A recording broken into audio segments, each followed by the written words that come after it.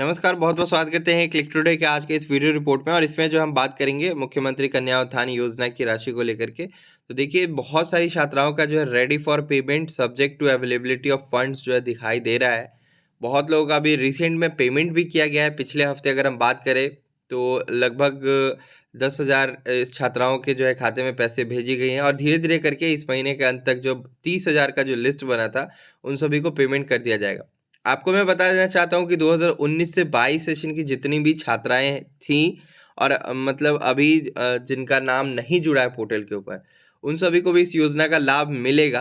देखिए, जिनका नाम नहीं जुड़ा है, उनको अभी इंतज़ार करना है पोर्टल ओपन होने का और मैं अब गारंटी के साथ कहता हूँ कि ये एजुकेशन डिपार्टमेंट फ़िलहाल पोर्टल को नहीं खोल रही है, तो ये अब जैसे ही आपका जो है रिज़ल्ट आएगा 12th का, उसके बाद पोर्टल को ओपन कर देगी। फिलहाल अभी बंद ही रहेगा, मान के चलिए मार्च में भी इसको नहीं ओपन किया जाएगा। मार्च के बाद जैसे रिजल्ट आता है अप्रैल में 12th का जो है इंटरमीडिएट का रिजल्ट आना है बिहार बोर्ड का, वो रिजल्ट आने के ठीक अगले दिन ही जो है मेधा सॉफ्ट वेबसाइट खोल दिया जाता है और एक नोटिस जारी किया जाता है कि जो भी छात्राएं अभी उत्तीर्ण हुई हैं फर्स्ट डिवीजन से, उन सभी को जो है 25,000 की राशि के लिए आवेदन स्टार्ट किया जा रहा है। साथ ही उसी में जो आपका स्नातक में जो भी छात्राएं उत्तीर्ण हुई होंगी, उन सभी का भी जो है एप्लीकेशन प्रोसेस स्टार्ट कर दिया जाएगा, नाम ऐड होने का भी प्रोसेस स्टार्ट हो जाएगा, इसलिए परेशान होने की ज़रूरत नहीं है। लेकिन इससे पूर्व में जो भी छात्राओं ने 2019 से 22 सेशन में अपना आवेदन कर लिया है, आपका टोटल वेरिफाइड हो चुका है, फाइनल स्टेटस में अगर फाइनलाइज़ करने के लिए कह रहा है, तो आपको आईडी पासवर्ड आ गया होगा। आईडी पासवर्ड अगर नहीं आता है तो मान के चलिए कि आपका रिसेंट में वेरीफाई हुआ है। आईडी पासवर्ड वेरिफिकेशन के ठीक आपको 10 दिन के अंदर आता है।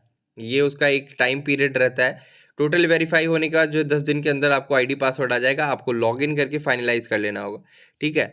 उसके बाद आपका जो है रेडी फॉर पेमेंट दिखाई देगा या फिर कुछ इस प्रकार से ready for payment subject to availability of funds दिखाई देगा। अगर ऐसा लिख देता है, तो मान के चलिए जून-जुलाई तक आपका पेमेंट जो है हो जाएगा, ठीक है? अब ऐसे बहुत सारे जो है अकाउंट रजिस्टर्ड हो रखे हैं या फिर बहुत सारे डिटेल्स जो कि रजिस्टर किए गए, तो उन सभी के स्टेटस में यही शो हो रहा होगा, ठीक है? तो आपको ज़्यादा परेशान नहीं होना है, अगर ये दिख रहा है तो आपको पैसा आएगा, बस वेट करना है। बहुत लोग का जो है यूनिवर्सिटी से अप्रूवल होने के स्टेज पे भी फँसा होगा, तो वो भी आपका कर दिया जाएगा, 1 से 2 महीने का वो भी प्रोसेस रहता है। आपके यूनिवर्सिटी के पास जो है आपका पूरा डिटेल्स जाता है, फिर वो वेरीफाई होता है, वो अप्रूव करती है, तो एजुकेशन डिपार्टमेंट ये वाला स्टेटस आपका अपडेट कर देती है। तो इस प्रोसेस में थोड़ा-सा लंबा टाइम लग जाता है क्योंकि ये अभी भी कहीं न कहीं मैनुअली हो रहा है। मैनुअली होता है तो इस केस में आपको ज़्यादा लंबा समय तक जो है इंतज़ार करना पड़ता है। मैनुअली कहने का मतलब है कि एक-एक डिटेल्स मैच करके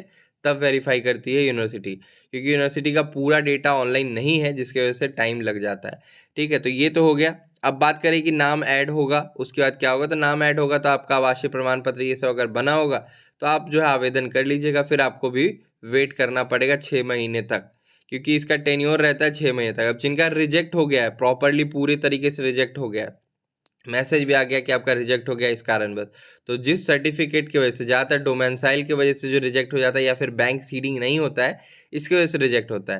तो आपको बैंक सीडिंग जो है करवा लेना होगा, अगर किसी भी बैंक में आपका सीडेड नहीं है। आपका बैंक खाता बिहार के ही किसी भी डिस्ट्रिक्ट में जो है उसका ब्रांच होना चाहिए आपके बैंक का, ठीक है?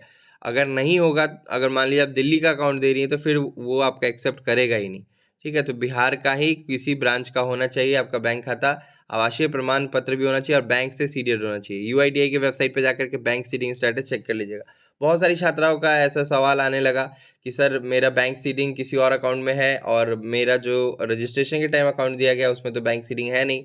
तो फिर जो बैंक सीडिंग वाला अकाउंट है, कभी-कभी ऐसा भी हुआ है बहुत लोगों के साथ कि उस खाते पे भी पैसा पहुँच गया है। रिजेक्ट हो जाता है तो आप वही अकाउंट दीजिए जिससे कि आपका बैंक सीडेड है, ठीक है? नहीं है तो ब्रांच में जाकर के ब्रांच मैनेजर से बात करिए, वहाँ पे आपको एक बैंक सीडिंग का फॉर्म मिलेगा, वो भरने के बाद जो है आप सभी अपना बैंक सीड करवा सकती हैं।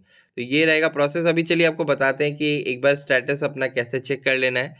तो आप जो गूगल पे आइए, गूगल पे आने के बाद जो है आप यहाँ पे जो है क्लिक टुडे सर्च करिएगा, पहला वेबसाइट खुल करके आएगा, इसके ऊपर क्लिक करिएगा। क्लिक करने के बाद जो आप यहाँ पे सर्च बार पे आकर के मेधा सॉफ्ट लिखिएगा।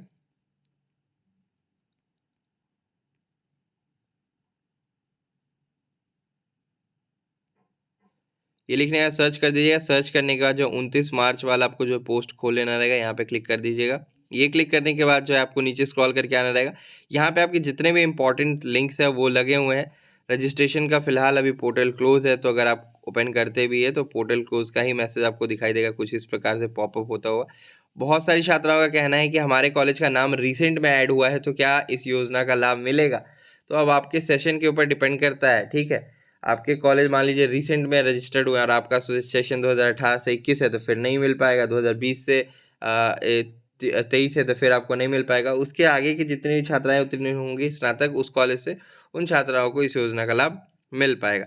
गेट यूज़र आईडी पासवर्ड अगर आपको मंगवाना है, अगर मान लीजिए रिचार्ज नहीं था, उस टाइम पे नहीं आ पाया, तो यहाँ पे आकर के अपना जो भी रजिस्ट्रेशन नंबर है यूनिवर्सिटी का और जो रजिस्टर्ड मोबाइल नंबर है वो डालिएगा, गेट यूज़र आईडी पासवर्ड करिएगा। या तो अगर आपका फुल वेरिफिकेशन नहीं होगा तो वो आपको दिखाई देगा कि आपका फुल वेरिफिकेशन नहीं हुआ है, बाकी है अभी, तो आपको 1 हफ्ते का इंतज़ार करना पड़ेगा। और पेमेंट स्टेटस वगैरह जो आप लोग रेगुलरली चेक करते रहिएगा। तो ये अपडेट है, और इसमें जनरल की हो स्टूडेंट या फिर आपको बीसी, ओबीसी, एससी, एसटी कोई भी छात्रा हो, उन सभी को इस योजना का लाभ मिलता है। ऐसा कोई हार्ड एंड फास्ट रूल नहीं है कि सिर्फ ओबीसी वाली छात्राओं या एससी, एसटी वाली छात्राओं को ही मिलता है, जनरल वाली छात्राओं को भी मिलता है। आपके पापा गवर्नमेंट जॉब में हो, प्राइवेट जॉब में, उससे किसी भी प्रकार का कोई लेना देना नहीं है। तो इस प्रकार के सवाल आप अगर पूछ रही हैं तो आपको जवाब मिल गया होगा। तो बस आज की वीडियो में इतना ही। अगर आपके मन में फिर भी कोई सवाल है, सुझाव हो तो नीचे कमेंट करके पूछ ले। धन्यवाद।